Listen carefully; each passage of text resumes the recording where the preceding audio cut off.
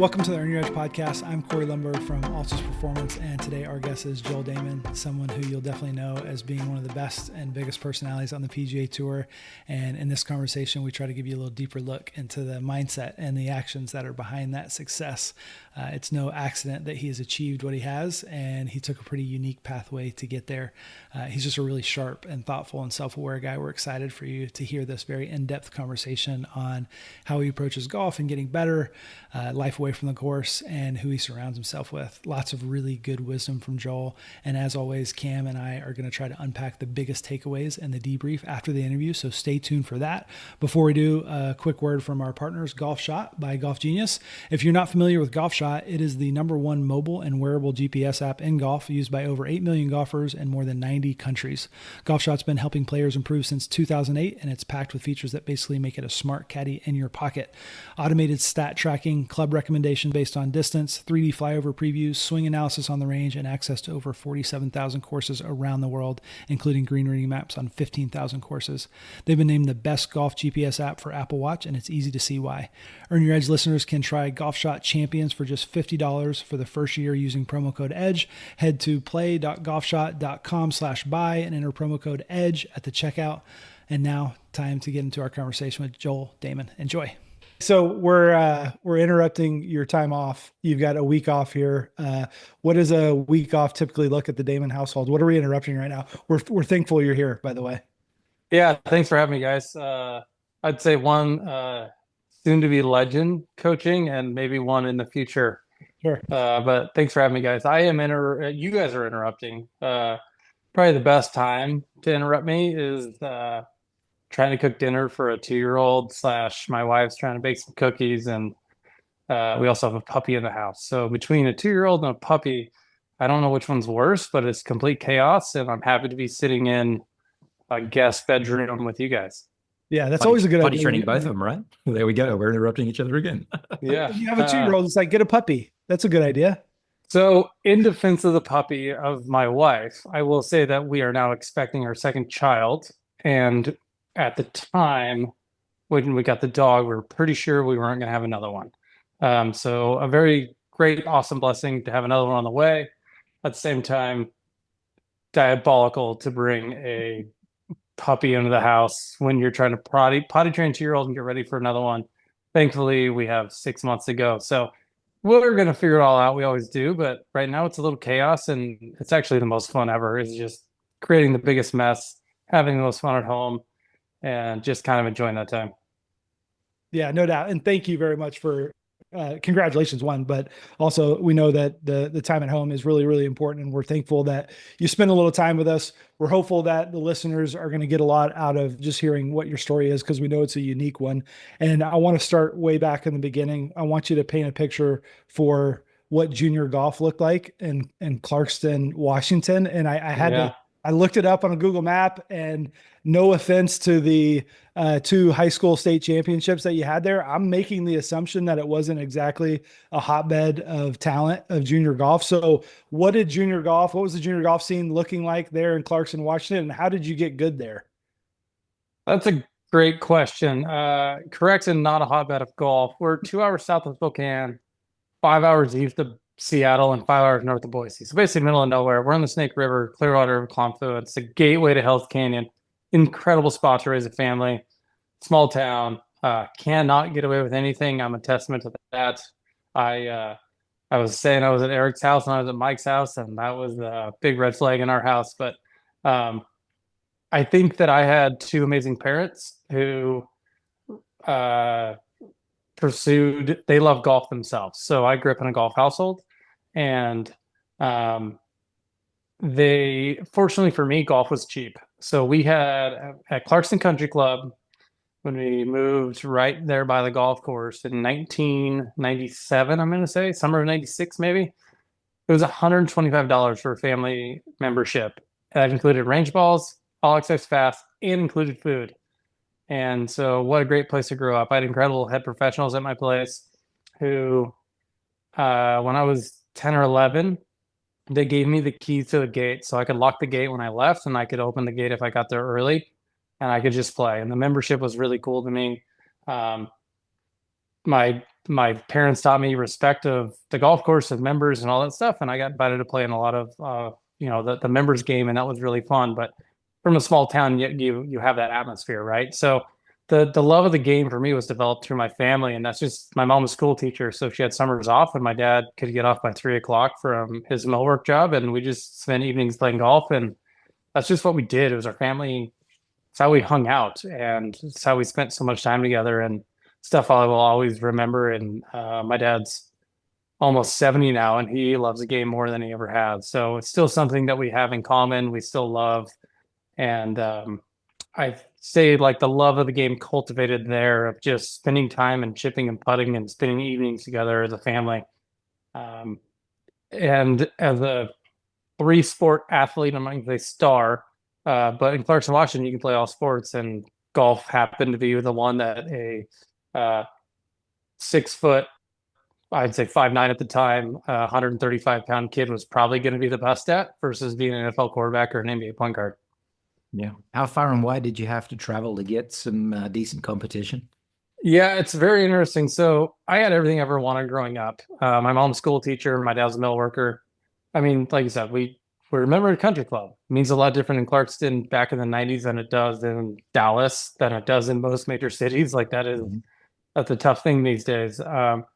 But all of my junior tournaments are 2 hours away in Spokane, Washington. So it was a big sacrifice. My dad worked to pay for that. My mom traveled with me in the summers. And so most of my events when I was younger were 2 hours away. And then as I got a little bit better, we drove to the Seattle area, which is 5 hours. People probably nowadays can't quite imagine that of all the events they have now, but we also had no idea how good I was at golf until I was a freshman in high school and I won the state high school tournament. We were from a small town, but we were still 3A, which is the biggest is 4A. So we were second biggest. And there was a bunch of big names and we were getting ready for that tournament. And my high school coach, who's still my great friend, was like, hey, like, it's okay to make the cut here and do this. And I was a very good freshman, like, don't get me wrong, but also went out and happened to win that week. And at that point, my dad was like, holy crap, you can get like your college paid for maybe. And that was like the biggest thing we could ever imagine. We didn't know how good I was or kind of level I was on and kind of until that moment. So I was playing against a bunch of 2 to 8 handicaps in the Saturday game at my club, and that was really fun to play with them. But when you're beating them regularly, the 50 to 70-year-olds, you have no idea how good you are against competition. Yeah. What sort of scores did you shoot to win the state championship? And was it a transformative experience to the extent that you scored really low, like out of your comfort zone? Or had you been scoring something similar in maybe the events that you were playing and it showed up on that larger stage? That's a great question, Cam. I had shown the ability to go kind of low when I was younger. But it was on like local munis, local country clubs, not on a bigger scale, a bigger tournament. And regionals to qualify for state, I shot 63, made 9 birdies, 9 pars. And I remember high school coach Brian Frazier was like, I birdied the first 3 holes. And he's like, look, and I had done that before, and I've always kind of come back to even par or like around par. I was afraid of going low, like that. You got to cross that bridge of being uncomfortable making a bunch of birdies. And at that time, he's like, look, good job, put them in the bank. Like those are gone, make more. And I went on to obviously make a bunch more. And at state, I shot, I believe it was 73-66. So I was decently behind the leaders. But it was kind of that same thing on the final day of state. It was like, hey, good job making birdies. Let's go make a bunch more. Let's go make more. Let's go make more. And I was far enough behind. There's no leaderboards in, high school, state where we're at. Things change a lot in 20 years. I assure you of that. So we had no idea. It was one of those things you're literally got around the leaderboard and you're waiting for scores to come in. I remember Fraser turned to me and goes, you just won. And I was like, what do you mean I just won? So I believe it was a par 73, I think. So I shot even par and then 7 under to win that. And at that point, got some people looking at me. And from there, I had a blossoming summer of where I qualified for junior worlds and qualified for other things and had done stuff on a larger scale. But that gave me an opportunity to definitely do those things. I have like a million questions that pop up from that just because Yeah. that story just doesn't sound like the stories that we are used to hearing here. And so one, like what does a week look like? What is a normal period of time? We often associate like how we development to access. You've got access to coaching, to world-class facilities, to world-class competition, all the stuff that we have, say, in Dallas, Texas. But what you're describing is a lot different. So what is your typical day-to-day week look like as you're developing and getting better during that time? People will be blown away by this. So I was a pretty good basketball player, and I say pretty good for Clarkston, Washington. I could have, I played at varsity level sophomore year, and was a decent player. But when I played all sports growing up, and I literally would put the clubs away in October, maybe September, and wouldn't touch me until the first day of high school golf in early March. And um, that's just I didn't have a deep passion. I wouldn't say deep passion for golf. I always loved golf, but I'm saying like it was cold and the gym was warmer and I could go hang out with my buddies in the locker room and do those things. And um, my dad and people around me, when I say people around me, it's like I had a team. I'm saying, other coaches are like, dude, come play another sport because when you're a big fish in a small pond, you can do those things. And so it was big on no injuries. Let's not specialize in one thing. Also, burnout is a real thing for me. Always has been and still is to this day. So I had to make sure that I got away from the game of golf, and I'd pick it up on the first day of high school golf, which is early March for us. And we had a tournament a week later, but golf came natural to me, I would say, in that aspect, but also in the sense that I was so ready to play golf again because I literally had to go find my golf clubs out of the attic, pull them down, and start it up again. And so my week to week was non-existent for legitimately 6 months. I would not hit a golf ball, and I wouldn't think about it. The other thing that I think is pretty cool about this is, like I said, we had everything we ever wanted, but affording the top level stuff at the time was just not realistic. And there was a guy who was a farmer about 20 minutes away, and he built my golf clubs. I used knockoff Callaways. I used random other clubs that I won off of like Pro Shop Credit. I remember like there was an Adams Wood in my bag, and I think I had a decent driver at the time. It might have been King Crow driver at the time. And I used a putter that I like grabbed out of the garage that was whatever. And I went and beat everyone. And I didn't know any different, right? But it just shows in that aspect there's a point of having the want in the game and being energized to play the game and enjoying that, and not maybe you don't need to have the greatest thing of all time when you're 14, 15 years old. You just got to have a love for the game and want to kind of enjoy it and get better at it and hang out with your friends at it. So winning with knockoff stuff and all that. And then at that point, my dad's like, okay, we got to get you a real set of clubs. So I did graduate to I believe they were ping clubs, which is a big deal. And I started getting some better equipment at that time, but it was always just, my dad made it very fun for me, very competitive for me. It was always, we play games in the afternoon and evenings, for chipping and putting. But I was also instructed by mostly my dad, who read books that are completely false now that we know because of guys like you and TrackMan and technology. So I was taught everything is wrong, but I'm old enough to be taught everything wrong.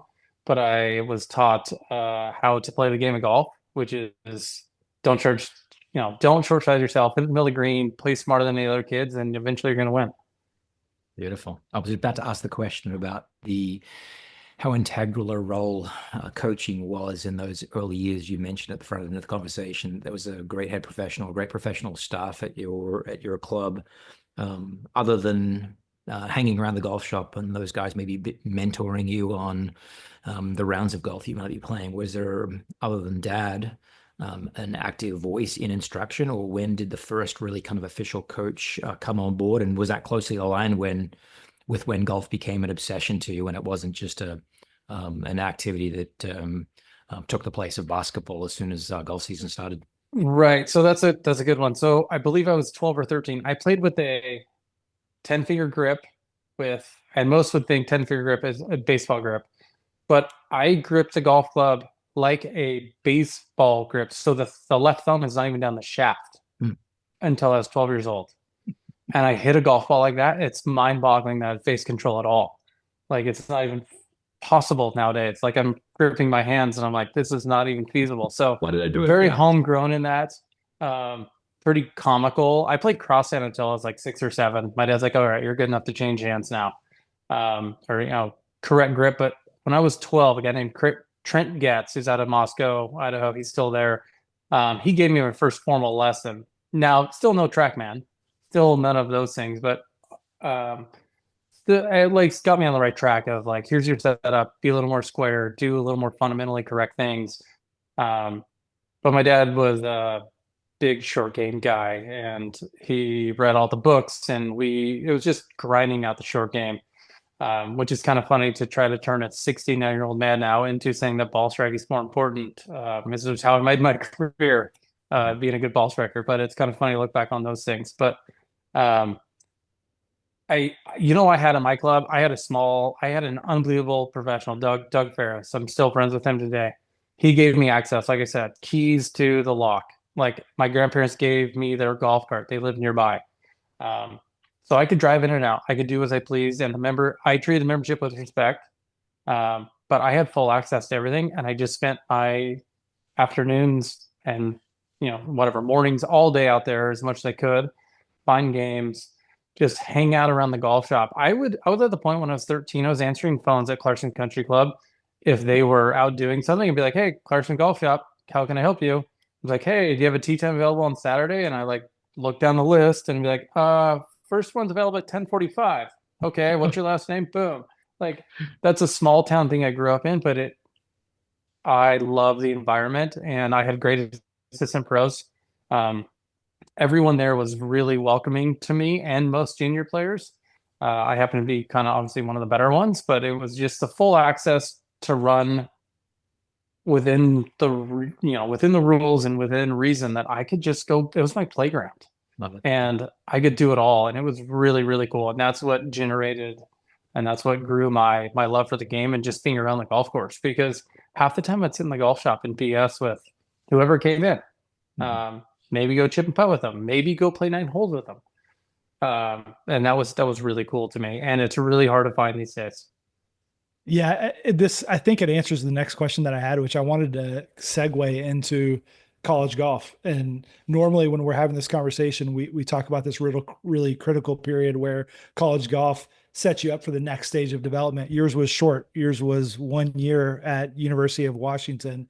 And so I want to talk, I think, again, I understand now when you talk about the transition from what you're describing, this like idyllic place that sounds unbelievable, to a much, much different environment. I think I have a pretty good guess at why that didn't turn out quite as well. But if we've got somebody that's listening that is about to choose a school or going to a school, you had some struggles. What would you want them to learn from the experience that you had with 1 year at University of Washington, and then you end up going to play, professional golf within a year, I guess? What would you learn from that experience? We were pretty naive to the whole college process of what it was. There was only one, maybe 2 other players in the last 4 years on any sport at Clarkston to go to D1. We had Josh Heifeld, who went to Gonzaga to play basketball. Incredible athlete, 6'11", stud. And we had a football player who went off and played somewhere. But it was unknown to all of us, like in the entire town, that like someone was going to play D1 athletics. And the biggest mistake I made was one, committing early. I think that is not, it wasn't great for me. I went with a weekend the best offer. I have no regrets because it created who I am today, but I would go to a situation that is more like what I grew up with home. So I went to 5 hours away to Seattle, in state. That helped, obviously, with scholarship stuff. But also, Seattle is a massive city. Spokane was a big city to us. And I go to Seattle, I go to a massive campus, 40,000 kids. I'm swallowed up and I'm spit out pretty fast. I had every teacher in my high school knew who I was, helped me out along the way. I was a good student. but it was like I had this community around me, and I had people that supported me, supported my family, supported all my friends. Like it was an awesome community. And I went to a big, massive university, and I wasn't ready for it. I wasn't, that wasn't where I was. So in hindsight, I would have went to a smaller college town. I would have went to a place where I wouldn't look around and see the city and the buildings, and I maybe don't get like so wowed by all of it or so scared of all of it. I would have went to a smaller school. I was lucky enough to play right away at UW, but it just was, in hindsight, it's easy to look back and see it's not the place. I would just say, don't be in such a rush to make a decision, and also find the spot that is closest or that will curate what you're doing and what you feel comfortable with. And I think a lot of times every kid in such a rush, and all the parents are in such a rush to get them into the biggest and the best schools. But unless you're like one of the top dudes, like it's just not going to work out. You even see it with some of the top, juniors going somewhere, transferring now, and they end up doing things that kind of go back to their home. Go where you're comfortable. Go with someone doesn't promise you the world. Go somewhere where they're going to take care of you and care about you, and you're still going to get really good at golf. Like that is not the issue. Like you're going to play against best competition. You're going to do all those things. Just go where you know that you're cared about, and you don't have to worry about maybe so many things of like being in a big city. I mean, I remember going to school and like trying to park as a freshman. And I'm like, I can't parallel park. We never parallel parked in Clarkston, Washington. I'm like trying to find a parking spot. And I'm like, this is ridiculous. Like, what am I doing right now? And then all of that kind of combines. Just like find a home, find a place you're going to be for 4 years that you can look around and enjoy. And that's the one thing I really whiffed on, I would say. The next step that you chose to take, entering the pro ranks versus trying to find something that was more of a match for where your game was at and what you began to realize maybe where you would fit better in college at? Did you feel like it was just, I'm ready? You wanted to live that boyhood dream of pro golf? Yeah, so it actually was a 3 year. So I flunked out at UW. That was it. I could get by in Clarkston doing whatever I wanted. I could get a teacher to give me the B, and everyone understood the whole process. Um, when I got swallowed up and spit out there, the option was to go back to UW, go to community college for a year, get my grades back up, and go back. School was not for me, and looking back, that's like super dumb because now I'm just researching everything from World War II to anything I see. Like I love learning now. I've loved it's such a young, dumb thing. Like I missed out on so much with that, and it's so frustrating. So I lived at campus for 2 more years. I was fortunate enough to live with Nick Taylor, who was number one am in the world. Obviously having a great career on the PGA Tour. And I watched what he did. He went to class, got great grades, and was number one am in the world. And I'm like, okay, this is what it looks like to be good at life. Like he's obviously the best amateur in the world at the time, but he's also getting pretty good grades, and he's doing everything correctly. And that was kind of a great, I owe him a lot. I still owe him a lot. We're so close. But the next step for me, I played amateur golf for a little bit, but it was kind of one of those things. It was just I was just a lost kid. So I knew I didn't want a job. My dad worked at a mill for 38 years, my own school teacher.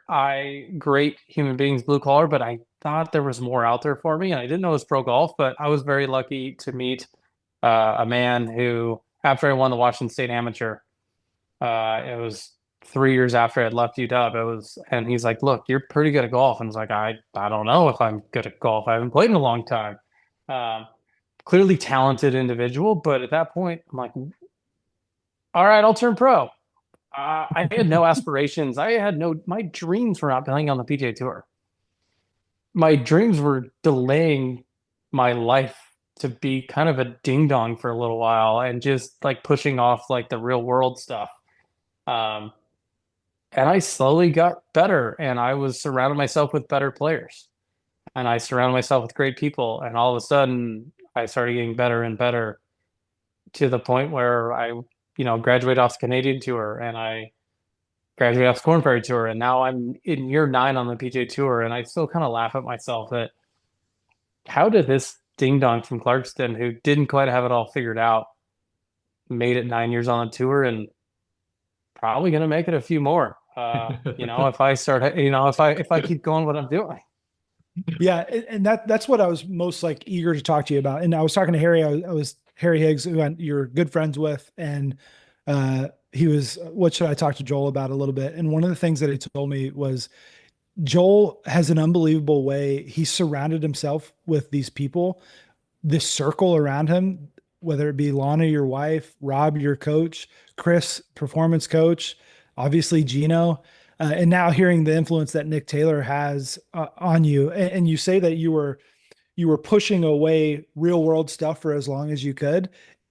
I think it's underrated. We need to mention how much real world stuff that you had, man. You had some heavy shit happen. You had loss of a parent. You had a cancer diagnosis. If we snapshot you during that first year on the Canadian tour and we say, what are the chances this guy makes it 9 years on the PGA tour? I don't think, like, if we're being honest, we're saying probably not. How much Correct. of a role was that support system? And I kind of want you to speak a little bit for the listener to serve them as how important that circle is. And then how are you selecting? How do you make sure that you have the right people in that circle? And I'm sure you'll say, maybe it was luck, but there has to be some intentionality to finding those people around you that have been so helpful. What a great question, Corey. I have said exactly that. I even talking to my wife, like, how lucky am I to have these people around me? Well, at some point, it's not luck anymore, right? Right. Like, if you have this many people around you supporting you, one, I would say because of my upbringing, I had great parents. So I could smell when something wasn't right. And that person was like, hey, I can help you. I can do this. I can do this for you. I'm like, you know, like if it's too good to be true, it's too good to be true. I was lucky enough to meet Gino, my caddy, who's been with me, since the Corn Ferry days. We've known each other for 25 years now. I mean, since I was 12 years old. He was kind of a big brother to me the whole time. I would say marrying smart. What a gift to not marry a tour wife, I say.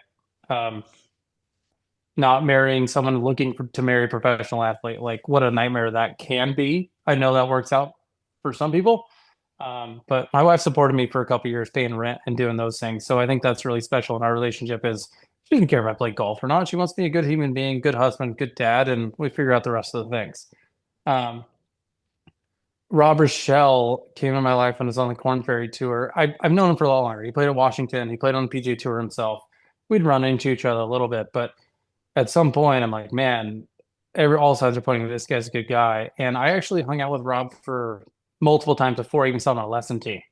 I played golf with him, had a beer with him, did all these things. I'm like, man, I kind of want this guy in my life. And it turns out he's decent at coaching me at golf.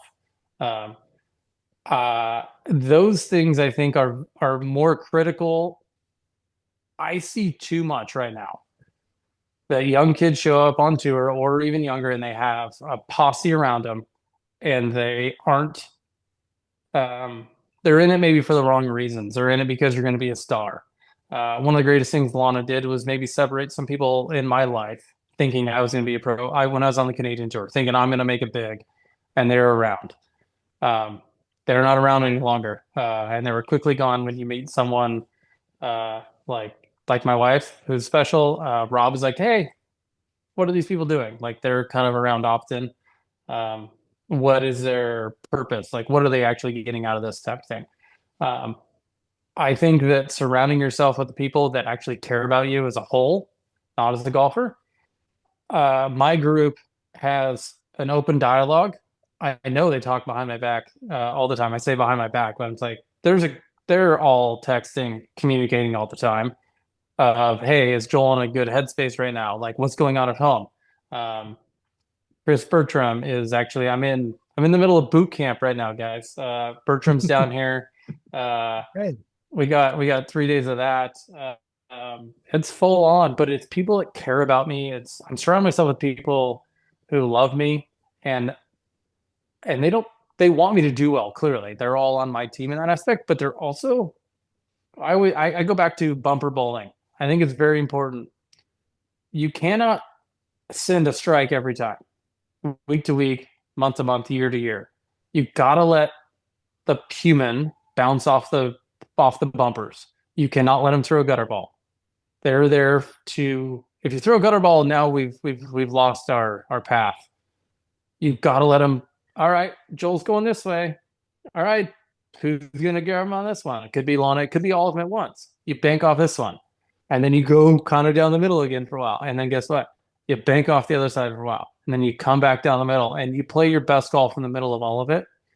But it's never perfect. But I think I'm really proud of the people I have around me, and I owe a lot to them. I owe most of my career to them. But it's also the coolest thing for me is I can have them all over dinner, and not one single golf thing will really come up. It's about life. Yeah. It's about how they're doing. It's about family. It's about kids. It's all of those things is so much fun. And Corey, I know you've been with me on the road a little bit with Harry, and we don't really talk golf when we're like, we cook dinner, watch a sports game, play some cards, gamble, whatever you want to do. It's so much fun to get away from golf and enjoy the people around you. And then the next day you get on the lesson tee at 8 a.m. You get on the putting green, and then you go to work. And you go to work, and then you can shut it off when you're not with them. Harry told me at Myrtle you guys were talking golf, and I was like, you guys finally talk golf? I'm not there for a week at the house. I know. I missed out. So you can talk golf some of the time. I would like Oh yeah, no, there's time and place for that. And a lot of times it's I would say that we can I'm not going to take too much credit, but I was slightly annoyed with Harry at a few things, and I Go on. let him know that I was frustrated with how good he can be and what he's doing with his just strictly golf stuff. I'm like, Harry, you're better than this. Let's figure it out. I don't know if I can help you, but let's go. And that's a cool thing. Nick Taylor, I found Chris Bertram, my performance coach, through Nick Taylor. I remember we were sitting in New Orleans 3 years ago now. I'm like, man, you've really turned it on. Like, you were the Nick I thought you'd always be on the PGA Tour. Like, what took you so long, basically? And he's like, well, I started talking to a guy a little bit, and he's unlocked a few things, and he's kind of let me go, figured out the path I should be on, and kind of guided me. I'm saying the bumper things, like, hey, kind of bump me back down this way. And it's one of those special things that relationships on tour have. And it's just, Bertram is coming over for dinner tonight, and I'm very excited for that. And he can hang out with my kid. Like, I'm like, hey, you're probably on kid duty for 30 minutes. He's like, can't wait. And Rob, Rochelle, coach comes over. He's incredible. Like, I love these human beings. If I quit golf tomorrow, I'd still be best friends with these people. Beautiful. Yeah, that's beautiful, man. I love that. Can I go back a little bit real quick? It's one thing to have a great crew of people around you, and you certainly have developed a tribe that are the tide, lifting you up in many ways as you would lift them up. But it's another thing to be exposed to these truth tellers, these people that have a willingness to tell you what's on their mind, even if from a professional standpoint, it might risk their relationship in many ways as a coach, right? Yes. Or whatever capacity they work with you at, like Gino as a caddy. But it's another thing to also be vulnerable in that conversation from your side and open to coaching. Is that something that you can trace back as a character trait that you inherited from your parents, was cultured by your parents? Or is that something you had to learn over time, that in order for me to get better, I needed to trust other people and be vulnerable? I'm impressed with you two. These are great questions. These are not typical questions I've had, and I've done some podcasts before, but these are great. I would trace this back to losing my mom. So my mom passed away of cancer. I was a junior in high school, and I did not deal with that well. Part of the reason I flunked out at UW, I was a young kid. I knew everything. I was good at golf. I was going on scholarship to a big university. I could do it all. Like I was invincible, right? Bulletproof. Like most kids are. Nothing goes wrong. And after that, I didn't really seek much help. I'm not going to put the blame on myself on like a 17-year-old kid, like not searching out all the answers, but um, I learned as I came out of that that I needed help. I needed help from a lot of people around me to climb out of the hole that I was in, and just a young kid in the world who had all the talent in the world, who had a lot of things. And at that point, um, I think my wife was huge on that. Meeting this random gal who I had met many of them in my young fun years, and this one was like, "Dude, you're a pro golfer. What are you doing?" And I was like, "I don't know. I'm free tomorrow." She's like, "Don't you go to work?" I'm like, "No." Like, she's like, "Well, if you're a pro golfer, like, why don't you stay a pro golfer?" Like, there was accountability in my life on those things, and I've met a lot of people along the way who have kept me accountable in that sense. But I realized pretty early, and I would also say this, my parents were great. Going back to that, is like I could tell my parents anything. We didn't have it was, I could talk to them if I was having talk to my mom if I was starting with a girl in high school. I could talk to my dad about whatever. It was a very open, amazing family in that sense. But at the same time, I realized I needed, if I wanted to go where I was going, where I thought I could be, where I wanted to go, is I needed help in that aspect. And there's so many people out there that are so much smarter, especially as a young kid. Um, and that's so I started kind of seeking out ideas in that aspect of, uh, and I didn't necessarily go with the flow. I always kind of found a guy on the edge who I thought was pretty good, and I would go curate ideas in that and talk to him for a while. And then, if we all matched up, we go that way. But I realized very quickly, coming out of my mom's passing, and it took me 4 or 5 years to kind of figure that out, but I realized I needed help in every aspect. And then I've the people I have chosen and lucky enough that they have stuck with me along the way were people that cared about me as a human being first, and then the golf side comes of all of it, and they all have great ideas. And I being open to that, I think, is number one, because you have to, like, they're gonna tell you the truth. Like, people now, I feel like on higher stages, bigger athletes, the guys are making 40, 50 million a year. Sometimes people yes man all the time. That's a problem. I had a great friend of mine who said yes to having fun all the time instead of, hey, maybe we can go chip and putt for a while. I'm like, well, it's over there. It's kind of fun. Well, quickly you found yourself with a Nick Taylor. He's like, hey, Nick, that's kind of fun. He goes, or we can go chip and putt for a while, or we go hit balls, or we go play golf. And I'm like, those things make kind of figure out where the bowling alley is. Yeah. Sure. And I think the whole yes man thing doesn't work in my life. I need people to tell me when I'm screwing up, and it's amazing how often that is, actually. Well, hey, Gino is like the ultimate guy. He's there with you all the time. And I've had the privilege of being around you guys in practice rounds, and there's just a lightness and like a joy to you guys. And I know you're doing serious things.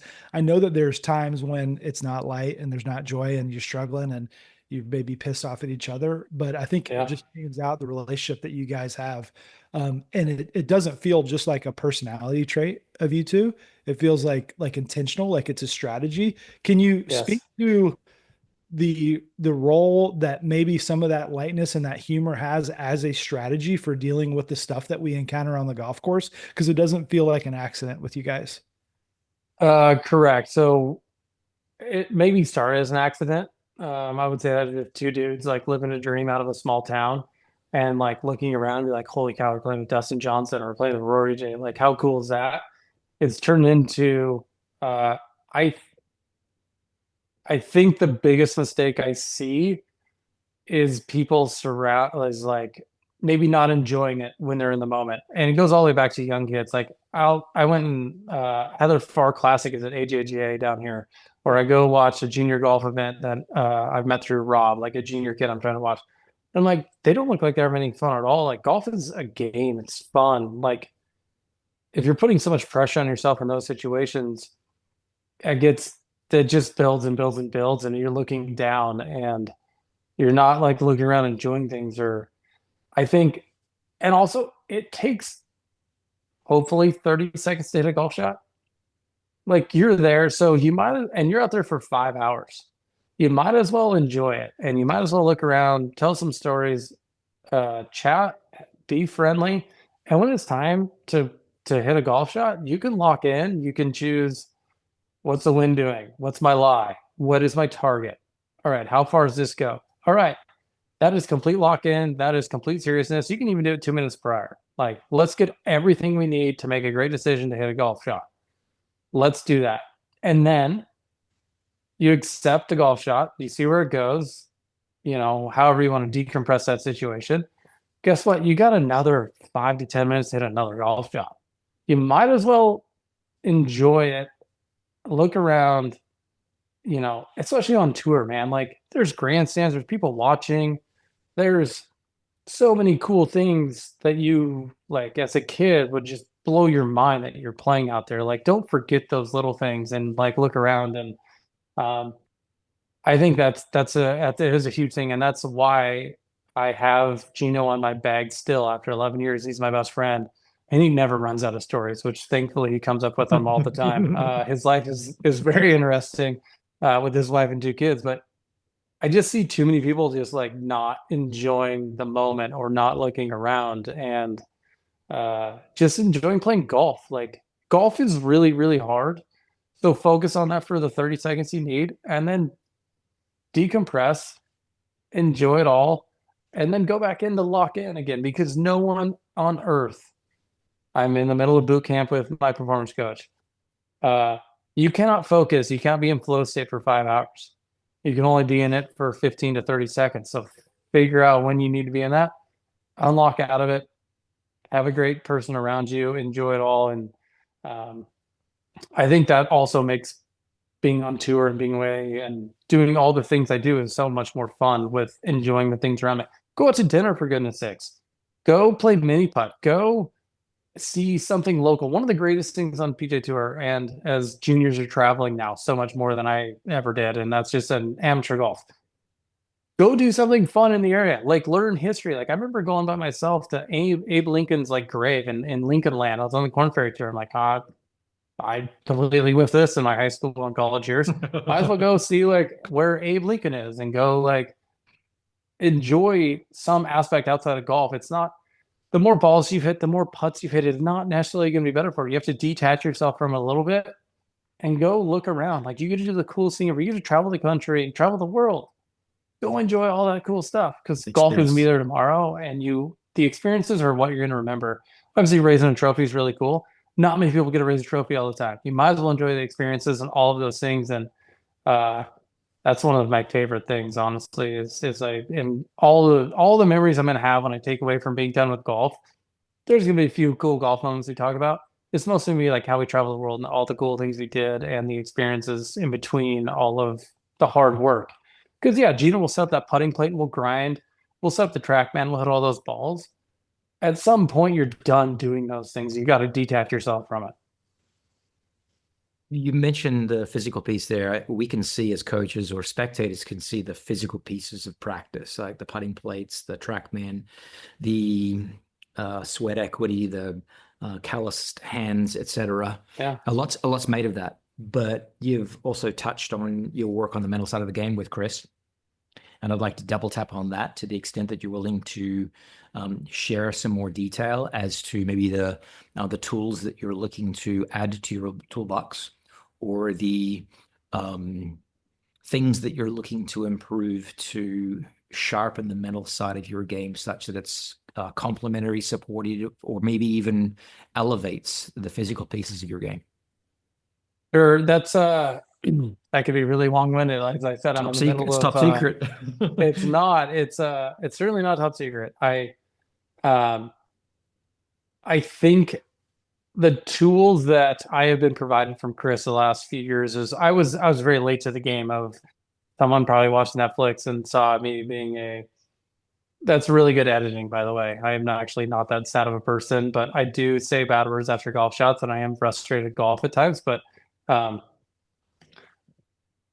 it is one of those things like how are you mentally ready on the first tee on Thursday? So for me, I'm working on creating the environment that is a Saturday near the lead and Sunday and late. How do I create that for myself on Thursday morning when there's not a spectator in sight? It's 7 a.m., 6:50 sometimes for me. How do I create that environment inside to get excited? And it's easy. I say, it's how are you not excited to be near the lead on the PGA Tour? How are you excited, to be a lead near an event? And that's an outside element that adds all the adrenaline, all the focus that you need. So how do I create that for me out, before the lights are on? And I think that's a big thing for me. Is that a set of words you're telling yourself, or is that a particular heart rate you're trying to reach? Is it? Yeah, it's all of those things. So I wear a whoop most of the time, and you can kind of tell like I, you sleep at 50, you live at 70, and first tee's 90, and Sunday afternoon's 120. Right. How do we get 100, 110 on Thursday morning at 7 o'clock? So breathing exercises, you can elevate your heart rate by breathing. You can help, you can raise your heart rate by what you stare at. You can elevate your heart rate. And most people talk about actually just like lowering your heart rate. Yeah. But sometimes you have to elevate that thing too, right? To get yourself in the moment and feel, I would say, a stress level. I mean, I'm not using probably the correct words here, but no, I think you're right. I think stress gets this connotation that's always anchored to negativity. Yeah, it's not at all. Always being on a spectrum of bad stress and good stress, which is termed eustress. I think, and so your heart dictates your brain, and you can slow heart rate down, slows your brain down. If you can choose to elevate so if, in the simplest form, if you exhale twice as long as you inhale, that's a lowering rate of your heart rate. You can choose to stare at one tiny object. Like if I just stare at a tiny little thing on the screen, it's going to raise my heart rate. If I choose to take my entire, so let's say I'm playing an ocean course, I can just stare at the ocean. That's going to lower heart rate. I can stare at the sky, and it'll lower heart rate. The more that I focus, and recently for me, about a month ago, I struggled on Sunday at Punta Cana, lost a large lead, come down and really struggled there. One thing I took away is, as I was coming down the back nine, I was forcing focus. I was forcing this, I got to hit this shot. I got to do this. I live better out there. I do better looking around, enjoying the moment, smiling, chatting with Gino.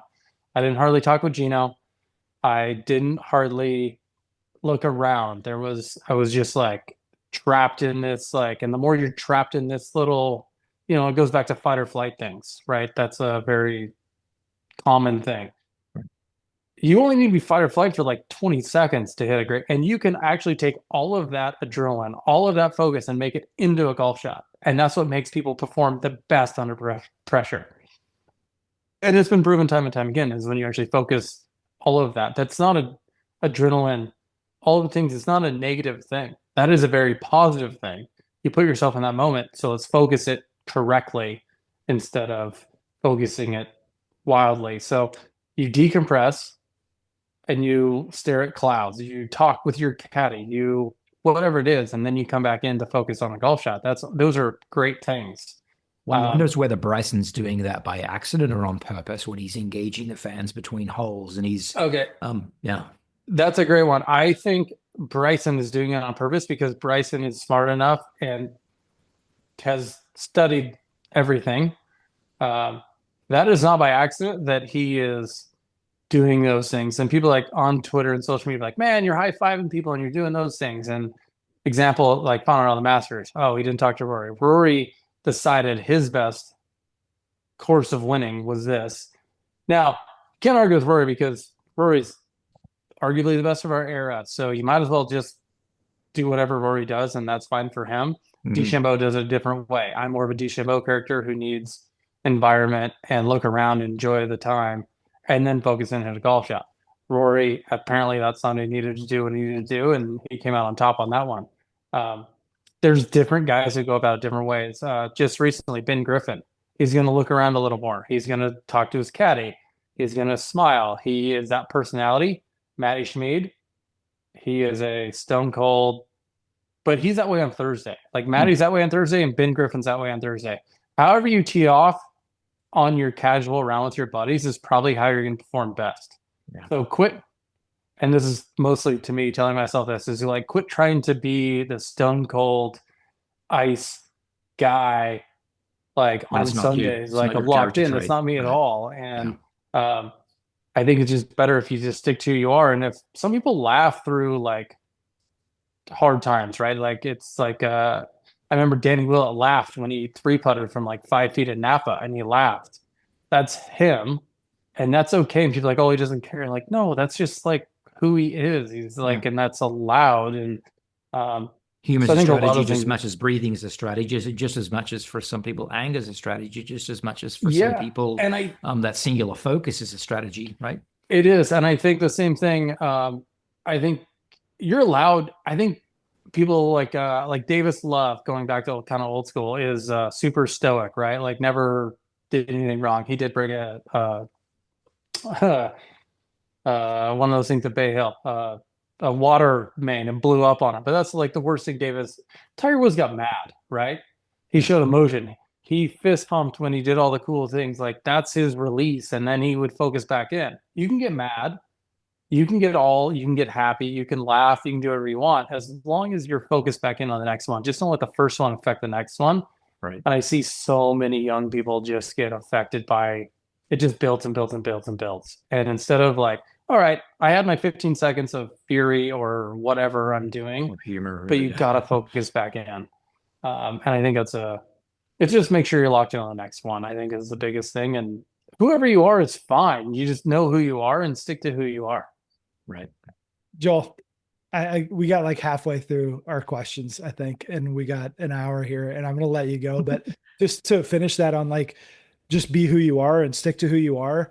I think that was the fun part about prepping for this conversation with you, is that you're a lot different than most of the guys that we talk to. And I think that younger players that are listening feel the pressure to copy what they think all good players do. And you offer a little different model, and I'm just so appreciative. It lived up. I knew this was going to be an awesome conversation, and it lived up to it and more. And I'm just appreciative of you, who you are, and just your willingness to share this stuff is helpful for us. We get to act like we're just doing it for someone else listening, but this is selfishly so beautiful to hear this, and I really appreciate it, man. Thank you for sharing a little bit of time with us. Well, thank you guys. And you work with world-class players, and it's always curious what Cam did, back in the day with Jordan Spieth, and kind of those funny things. But I think number one, I would finish it with this, is for parents is let your kid go, man.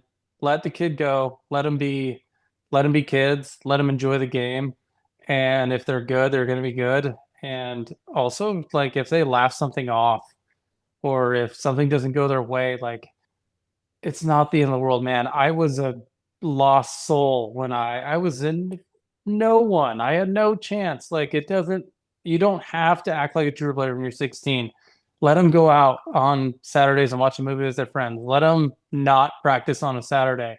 It's going to be okay, I promise. And just kind of just enjoy the whole thing. Like, enjoy that your kids enjoying game of golf. Beautiful bow to put on it. Thank you so much for your time, and look forward to seeing you down the road. And hope we can have a round 2 and at a future date. Yeah, I need to figure out what boot camp is. I want to hear about it. Oh, you're going to hear all about it, Corey. Okay. Strong. Great, man. See ya. Thank you. Everybody. Cheers. Thank you. Thanks so much. All right, let's debrief. So here's what stood out to us from Joel's journey and what every player and hopefully parent out there can learn from it. The first thing that I wanted to raise was the access, autonomy, and love of the game. I mean, gosh, if I could wind the clock back and start golf before age 16 when I dropped out of football, and I had been given the keys to the gate at the golf club at age 10 or 11, and that involved me spending endless evenings at the club, chipping, putting, family members or buddies. It would be amazing, just an amazing playground, right? And I think from that conversation, there's a couple of super important pieces. I'll raise that first. I know we've discussed this off camera here, but that first is what's called self-determination theory, where if we're provided at a young age autonomy, an opportunity to decide for ourselves what we want to be involved in, the kind of rules of engagement, and we are around a peer group. Whether that peer group is of the same age or not doesn't really matter all that much. And we're able to do those things that we want to do. We have a joy or a love to do them, and we build some level of competence. Then the chance that if those three things exist, we'll continue to be involved in whatever it is, in this case, it's golf, in Joel's case, for a long period of time is strengthened, almost guaranteed. Yeah, that's what my big takeaway, what I would like parents to listen to, especially when they hear Joel's story and that really unique path that he has had to high performance, is that if that joy, that early joy isn't baked into a kid's experience in golf, don't be surprised when later on they're really difficult to motivate, when they're not the self-starters, when they're not the kids who are like, I'm going to go practice, I don't need to be reminded. And I know that all parents hope that their kid is that kind of kid that says, I'm going to the golf course, I don't need to be nudged by coaches or parents to do the really, really hard work. Well, I think that our motivation is really fragile if it's not first supported by this foundation of early joy. I love golf so much. And to me, when I listen to this very idyllic upbringing that Joel had of, this sounds like a whole lot of fun. And clearly it was not his job from an early age to get good at golf. He just loved doing it. And there was a lot of joy into it. In fact, there wasn't even pressure to only do golf. There were breaks that I think were also a part of it. So I think that there's a connected theme that both of us picked out of there. Was not only was early joy really important and something that we need to pay attention to, but also that there were some breaks. What's the connection between those two, Cam? Yeah, I think that when you're afforded a chance to disconnect from what it is you are doing and start doing other things, there are many benefits that come from that. The first benefit is you're in burnout avoidance at that point, right? You've unplugged, you're doing something else, and what's the expression? Absence makes the heart grow fonder. An absence from something that gives you that joy and love is certainly pushing towards that. In addition to that, when you're then doing other things, and if those other things, in like Joel's experience, are sampling other sports or even competing at a high level as he was in basketball in other sports, then you're developing these athletic skills that can transfer in parallel across into other sports. So, I mean, in the conversation with Ludwig, when he was forced into winter time, whether it was golf or not, before he went to high school, certainly echoed that sentiment that there's this need for periodization, there's this need for blocks of time that are golf activity and non-golf activity, especially at the age that he was given the chance to do that. So we've got the motor toolbox expanding, we've got the limitation or reduction in burnout and potentially injury there. And I think the point that I want to underscore is that those things, those breaks from game, don't hinder later elite status. In fact, they enhance it. Yeah, that was my big takeaway there. The note that I wrote down is that taking time off doesn't mean that you're falling behind. And I think that so many people feel this like really hyper pressurized environment, this pressure cooker of, man, if I take a couple weeks off or if I go play this other sport, then now Timmy and Tommy are going to all pass me by. And we have all this proof that we have some conversations with players that you're aspiring to be that didn't feel the same way, and their path doesn't show that, doesn't prove that out. So to not feel the pressure. And I think you mentioned that was really important too, is that might have been part of the love of the game. Part of the joy that we talked about is that, oh, we missed this. Hey, I haven't played golf in a little while. I took the winter off to play basketball, and now I can't wait to play golf again, rather than, the risk of burnout that so many kids feel like if we skip that phase of I love golf so much. So I think that's a really important piece. Next up, I think we both wanted to talk about his approach to mental performance. And I think you picked up on something that he said early on in his development that he found out about himself and his ability to go low. And then I'll bring it back a little bit where he's talking about the work that he's doing now. But what did you pick up on from early in the conversation where he noticed that he might have some mental skills that are important? Yeah, I'll say a quick note on it and then let you pick up on the bulk of it. What stood out to me underscores so many conversations that you and I have, and all coaches have, that deal with or have the opportunity to coach kids, youth, and college players. It's when you ultimately have that round where through 9 holes or 15 holes, you've got it going low, or maybe it's the first 6 holes, you've got it going low. And Joel mentioned early on that he was afraid of going low, and he shared that with his mentor, his high school coach. And the advice that his high school coach shared him was just genius. It was absolutely gold. He says, you've got to think of the pars and birdies that you make as you're just putting them in the bank. And golf is a sport that's played over 18 holes, or sometimes more than that, 36 holes, like his state championships. And if you have this mindset of each hole being an individual contest, and each success that you have, birdie or par, you're just putting that in the bank, then it prevents a person from falling victim to future thinking about, oh my gosh, I'm 3 under par through 6 holes. I hope I cross the finish line at 3 under par. And you don't fall victim to just trying to get it in the house, but rather you keep making those small deposits, and those small deposits can accrue to that 5, 6, 7 under par round, as was just the case. Yeah, and I like, obviously, that's a huge piece of wisdom that came out of the conversation, and like an exact example of something that a coach gave him. And we're going to talk about the other kind of people in Joel's life that were really, really important. But just before we leave the mental performance part, at the very end of the conversation, he talked to us about the work that he was doing now, and how he had done work with like the Navy SEALs, and that are a sports psychologist who had been with Navy SEALs, and he's prioritizing and being really intentional with his mental performance. And I want to parents and coaches and players to get that out of the conversation, is that we normalize that kind of mental work.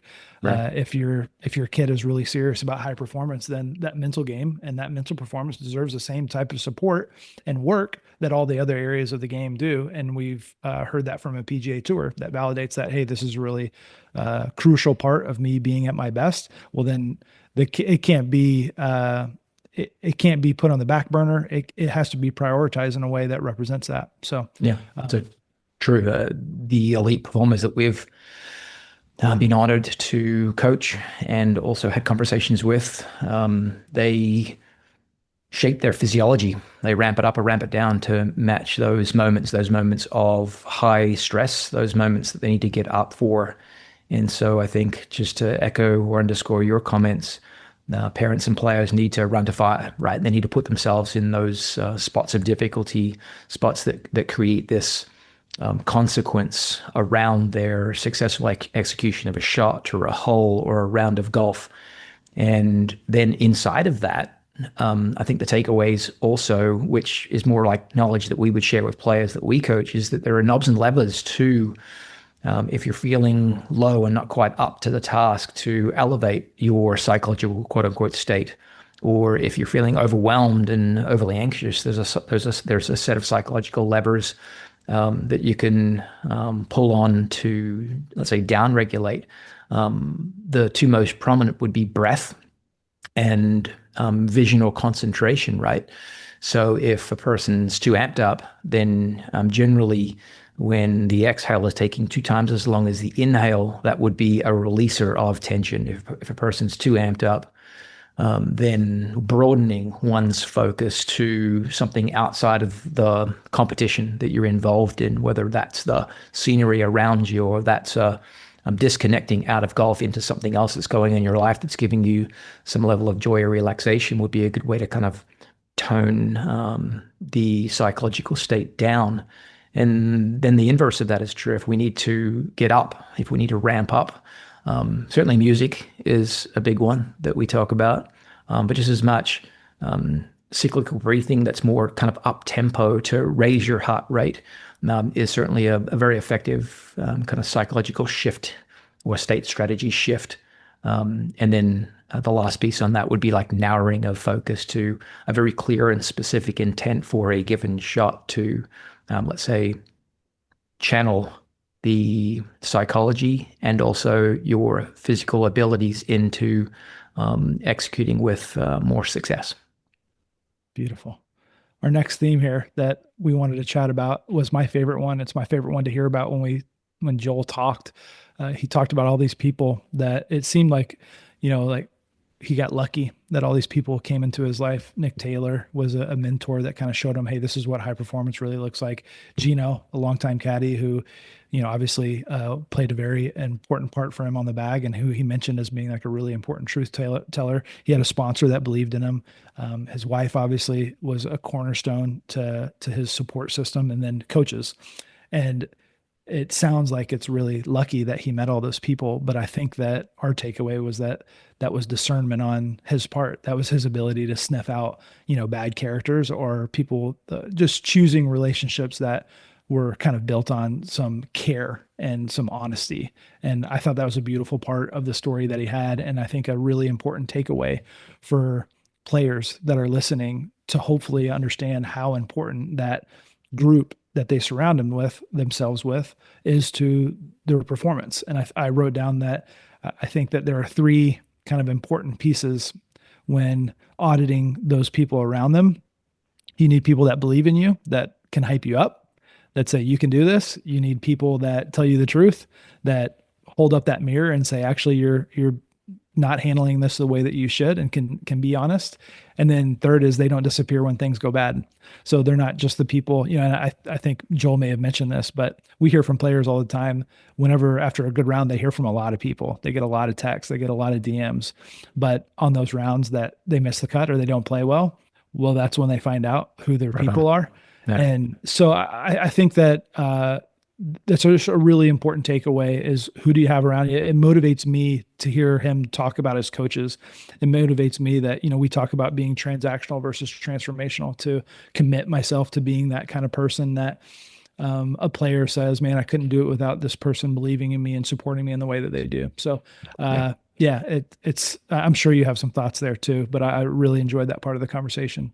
My thoughts would simply echo those same thoughts that you just conveyed. So we'll move on to that last piece, which was the experience of Joel in college golf. And I think a pitfall that many fall victim to as well is making a choice to go to somewhere to play golf or play any college sport. And it's a decision that's maybe not filtered through the hierarchy of priorities that it necessarily should or could be filtered through. And oftentimes it's a choice based on prestige over best fit. And so I think that while Joel mentioned being swallowed by that University of Washington campus, given that he came from such a small town where he knew all his teachers by first name and he knew where they lived, their home addresses. And I think that, paraphrasing, he wishes he'd picked a smaller school, a school that fit more of his personality. And so the notes that I had made is that decision matrix needs to be prioritized by things such as like the coaching relationship, the internal team dynamics, the pathway within a college roster that allows for the possibility that you might play your freshman year at number 2, 3, 4, or 5, or 1. But also if you're not there yet, that there's a roster pathway that you would make your way onto the traveling lineup. And then finally, and probably most importantly from Joel's conversation, is that community or size fit. I think don't over optimize for brand, but optimize for where you would be thriving in 4 years of college golf. Yeah, I think about it, there being like two groups of junior players. And in one group, you've got these really good players. And these really good players have choices, right? They can go where wherever they want to go. And I think they're at risk of what you said about the prestige, about the logo, or the first thing they'll look at are, well, what are their rankings or what do their facilities look like? Mhm. And then there's the second group of players that they're at risk of, just give me the first offer. Anybody who says, yes, I can be on the team, I want in, just because they're worried that that might be their last offer. And so Joel's story, I think, tells you that if those are the reasons why you're choosing a school, well, there's a really good chance that you're going to end up, it doesn't end up good, right? With struggle, or you don't like your coach, or you want to transfer, or you didn't feel like you fit in. And in Joel's case, use his cautionary tale of what we learned from him. And I think what he said stood out to me. He said, go somewhere where you're going to be cared about. I think that's a pretty nice filter to be looking through, is when you go on your campus visit, is it the kind of vibe that I feel like people are going to support me, and that these people kind of care for me. So Yeah. I really love that. I wanted to go back to one other thing that I wanted to mention that stood out to me that I skipped in my notes here that I want to come back to, Cam. There were several times in our conversation with Joel where he said, my parents were great.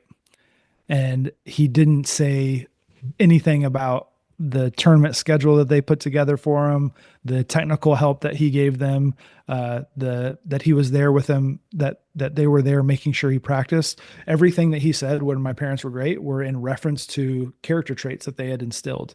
And so I just want to, I want to highlight that message, that to Joel, being great was a lot more than managing a junior golf career. And so I think our job first as parents is raising a really, really good person. And I think that's the best thing that we can do for a child's golf, and trying to raise someone who can thrive in doing hard things. That if that's the filter that as golf parent we're looking through, am I raising my kid to make sure that he can do hard stuff? Then that's a lot better than a lot of the minutia that we kind of get stuck in when we feel like we're trying to keep up with, and the comparison game that's easy to do in junior golf, where you're comparing yourself to others and figuring out if you're behind or on track with your peers. So it just stood out, and I wanted to mention it. Yeah. Undoubtedly. So it's a great place to close. So I think we'll wrap up this episode. And again, this is one that we looked forward to a lot, and we knew it was going to be really good. And we came away with a lot of really awesome takeaways from Joel. Hopefully we've highlighted a few. Hopefully there's some things to take action on, whether you're a coach, player, or family member of someone who's striving to play really good golf and kind of pursuing high performance. So we look forward to seeing you the next time.